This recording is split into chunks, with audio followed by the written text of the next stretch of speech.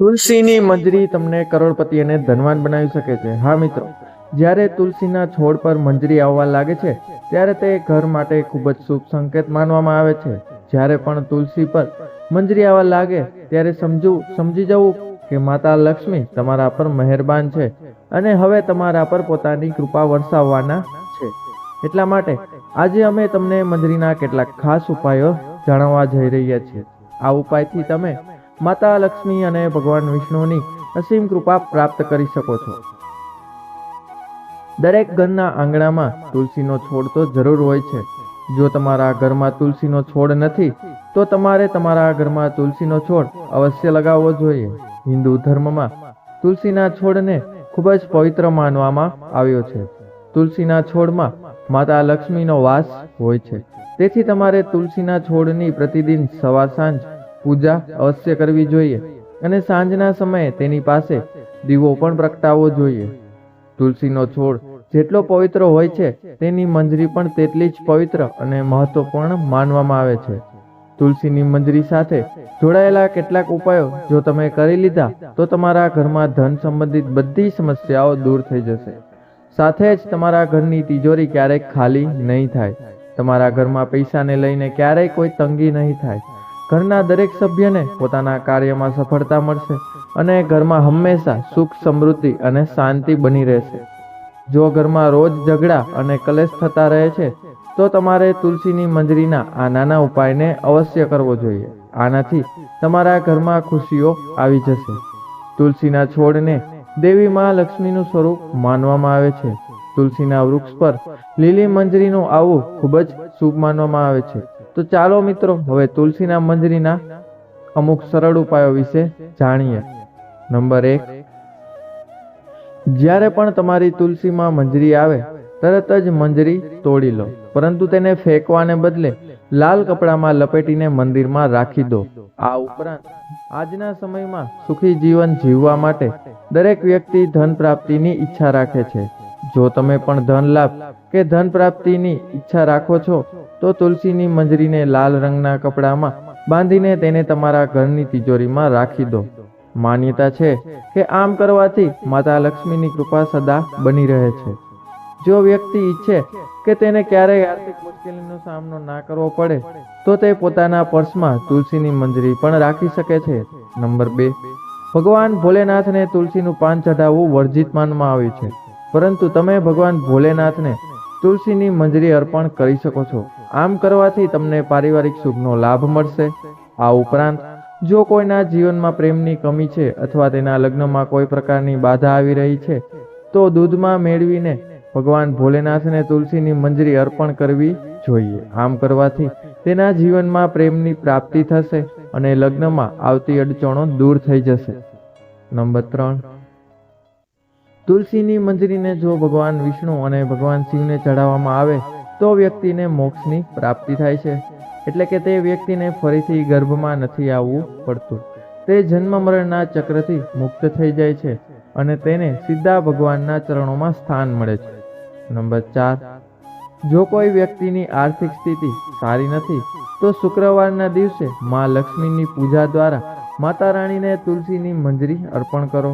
માન્યતા છે કે આ ખૂબ જ શુભ હોય છે અને આનાથી ધીરે ધીરે ધન અર્જનના માર્ગો ખુલે છે અને આર્થિક સ્થિતિમાં સુધારો થાય છે। આ ઉપરાંત શુક્રવારના દિવસે તુલસીના કેટલાક પાન તોડી લો, પછી તેમને પીળા કપડામાં બાંધીને તિજોરી કે અન્ય કોઈ જગ્યાએ જ્યાં ધન રાખો છો ત્યાં રાખી દો।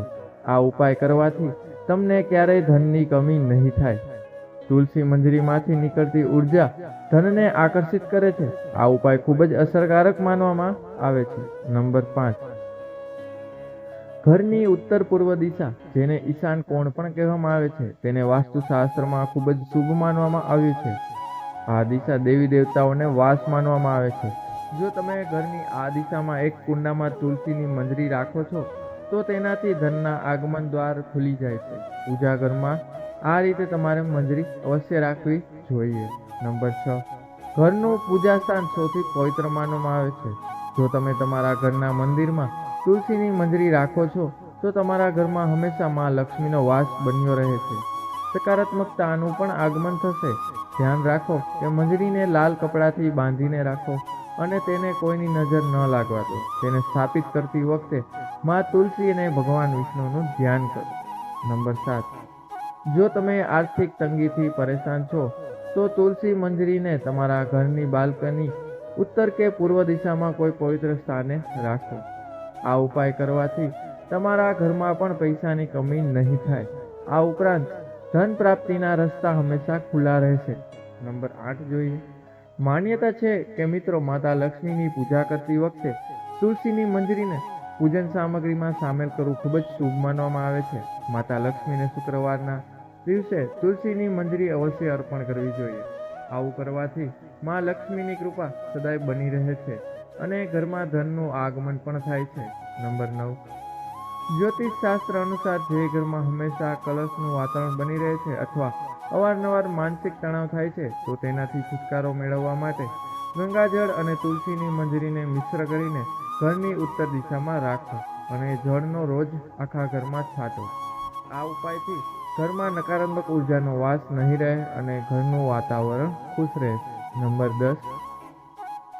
વાસ્તુશાસ્ત્ર અનુસાર ઘરની ઉત્તર પૂર્વ દિશા ધનને આકર્ષિત કરવા માટે શુભ મનાય છે. આ ખૂણો દેવતા કુબેર સાથે જોડાયેલો છે. આ દિશામાં એક વાસણમાં તુલસી મંજરી રાખવાથી ધનનું આગમન શરૂ થવા લાગશે. નંબર 11. તુલસીની મંજરીને સ્નાનના પાણીમાં નાખીને નહાવું. આવું કરવાથી વાસ્તુદોષ દૂર થાય છે અને ગ્રહ દોષથી પણ મુક્તિ મળે છે. સાથે જ તમે તુલસીની મંજરીને હંમેશા તમારા પીવાના પાણીમાં પણ નાખીને રાખી શકો છો. આનાથી નજર દોષ કે ખરાબ નજર તમને નહીં લાગે. નંબર 12. તુલસીમાં મંજરી આવવાને અવગણવું ખોટું હોય છે. આવું કરવાથી તમે આર્થિક સંકટમાં પડી શકો છો. ઘરમાં નકારાત્મક ઉર્જા વધી શકે છે. જોકે તુલસીની મંજરી ઘરમાંથી નકારાત્મક ઉર્જા દૂર કરવામાં લાભદાયક છે. આવી સ્થિતિમાં કોઈ પણ શુભ દિવસે ગંગાજળમાં મંજરીને મિશ્ર કરીને રાખી લો અને અઠવાડિયામાં 2 દિવસ તેને ઘરમાં છાંટી દો. આવું કરવાથી તમારા ઘરમાંથી નેગેટિવ એનર્જી દૂર થઈ જશે. નંબર 13. પુરાણો અનુસાર ભગવાન વિષ્ણુને તુલસી ખૂબ જ પ્રિય છે. માન્યતાઓ અનુસાર ભગવાન વિષ્ણુને મંજરી અર્પણ કરવાથી મોક્ષ મળે છે અને વ્યક્તિને જન્મ જન્માંતરના પાપોથી પણ મુક્તિ મળે છે. નંબર 14. તુલસીના પાંદડાને બાળવાની શાસ્ત્રોમાં મનાઈ કરવામાં આવી છે, પરંતુ મંજરીને બાળી શકાય છે. આનાથી ઘરમાં શુભતાનું આગમન થાય છે. નંબર 15. તુલસીની મંજરીને રોજ સાંજના સમયે ઘીના દીવામાં નાખીને બાળો. આવું કરવાથી ઘરની બધી નકારાત્મકતા દૂર થઈ જશે. નંબર 16 જોઈએ મિત્રો. હિન્દુ ધર્મમાં ગંગાજળને પવિત્ર માનવામાં આવ્યું છે. તુલસીની મંજરીને પણ પવિત્ર માનવામાં આવે છે. આવી જ સ્થિતિમાં ગંગાજળમાં તુલસીની મંજરી મિક્સ કરો અને ઘરની ઉત્તર દિશામાં રાખી દો. તમે ચાહો તો રોજ આ જળનો છંટકાવ પણ કરી શકો છો, પરંતુ ધ્યાન રહે કે જળ છાંટ્યા પછી મંજરીના દાણા પગ નીચે ન આવવા જોઈએ. આવું કરવાથી ખર્ચ પર અંકુશ લાગે છે અને આર્થિક સ્થિતિમાં પણ સુધારો થવા લાગે છે. નંબર 17. ભગવાન વિષ્ણુને તુલસી અત્યંત પ્રિય છે. આવી સ્થિતિમાં જો તુલસીની મંજરીને ભગવાન વિષ્ણુ સમક્ષ અર્પણ કરવામાં આવે તો તેનાથી મોક્ષની પ્રાપ્તિ થાય છે. આ ઉપરાંત તુલસીની મંજરીને જો ભગવાન શિવના ચરણોમાં અર્પણ કરવામાં આવે તો તેનાથી અટકેલું ધન પાછું આવી જાય છે અને આવકમાં પણ વૃદ્ધિ થાય છે. આ તમામ માહિતી લોકોની રુચિને ધ્યાનમાં રાખીને આપવામાં આવી છે. જ્યોતિષ અને ધર્મના ઉપાયો અને સલાહોને તમારી આસ્થા અને વિશ્વાસ પર અવશ્ય અજમાવજો. વિડીયોનો ઉદ્દેશ માત્ર તમને શ્રેષ્ઠ સલાહ આપવાનો હતો મિત્રો. આ સંદર્ભમાં અમે કોઈ પણ પ્રકારનો કોઈ દાવો કરતા નથી. મિત્રો, જો આજની વિડીયો તમને પસંદ આવી હોય તો તેને લાઈક કરજો અને કોમેન્ટ બોક્સમાં અમને જરૂર જણાવજો અને અમારી ચેનલ સ્વાસ્થ્ય જાણકારીને પણ સબસ્ક્રાઇબ કરજો તથા એકવાર કોમેન્ટ બોક્સમાં સાચા હૃદયથી જય મા લક્ષ્મી અવશ્ય લખજો, જેથી માતા લક્ષ્મીની કૃપા તમારા પર જળવાઈ રહે. મિત્રો, હવે મળીશું નવા વિડીયોમાં. ત્યાં સુધી બનાવે જય શ્રી કૃષ્ણ, જય શ્રી રામ. આભાર.